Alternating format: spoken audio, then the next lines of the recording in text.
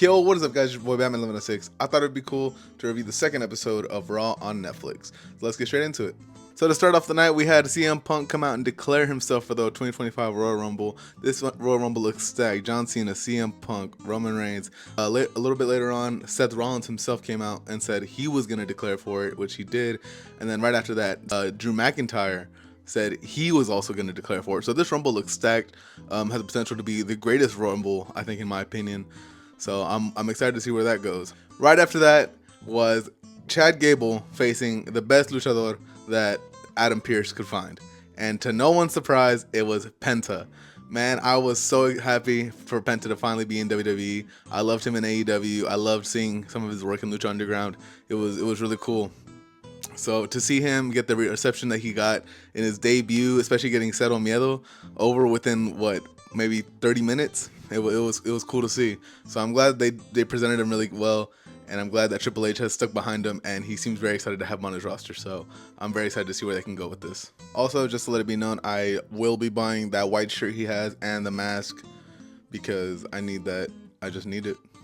I mean, I already have this one, but I feel like Penta's just looks cooler, you know what I'm saying? So, Cero Miedo type shit.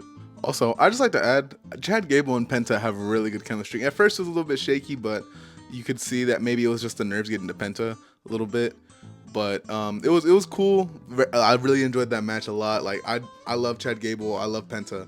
So seeing them together on his debut and putting up what was it, 20 minutes? 20-minute classic on Raw, like instant, was just amazing. I'd love to see him run it back again. If Penta ever does get an Intercontinental title shot, and he happens to win the belt, I'd love to see those two run it back because Chad Gable does deserve the Intercontinental title as well. So that's just something I'd like to see personally, but those two have great chemistry. I'd love to see them run it back. Then right after that, we cut to a promo segment between Liv and the Judgment Day, where Dom, last week was trying to get back with Rhea, and then he was trying to give flowers to Liv, and he's like, hey, ain't nothing but a thing. You still my girl. And she's like, yeah, okay. And so yeah, she's playing, stringing him along for right now. You can tell this is gonna lead to somewhere where she's gonna embarrass him somewhere along the line. So gotta look out for that. On to the next match, we had Ludwig Kaiser versus Sheamus for what was it, number one contenders match for the Intercontinental Championship. So it was a pretty decent match. To me, it felt like a lot of the matches on here right after Penta's match up until the main event were pretty short, but I don't know, maybe it's just because I really enjoyed the show. Sheamus won and is now the number one contender for the Intercontinental title against Braun Breaker. So hopefully Sheamus finally gets to capture his long-awaited Intercontinental title, which he rightfully deserves. Later on in the show, we find out that the Wyatt Six has been moved on to SmackDown, which apparently The Miz had nothing to do with. Now, Karrion Kross doesn't believe him, so, it's only getting closer and closer to The Miz's demise with Karrion Kross.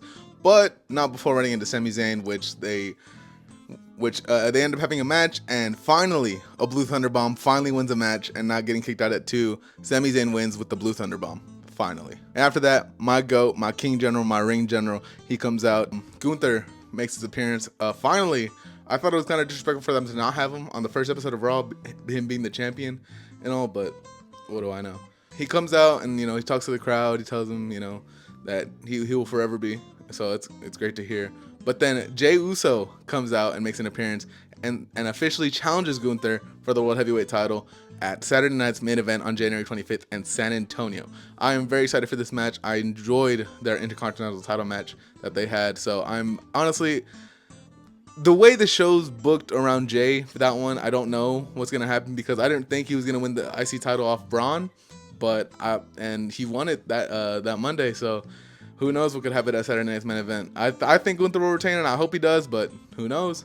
Gunther also credits Jey Uso and says, though he is very talented and he's very, popular and the fans love him, he will expose him for what Jey Uso truly is, as nothing more than a talented tag team wrestler.